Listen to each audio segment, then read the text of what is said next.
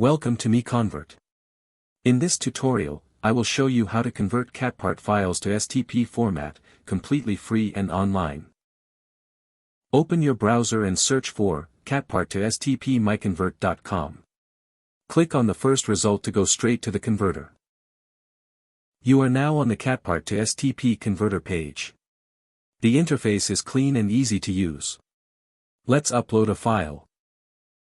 Click the Choose File button. A file picker will open. Select the CATPART file you want to convert, then click Open. Your file is loaded and ready. You can see the file name, size, and destination format. Click Convert now to start the conversion.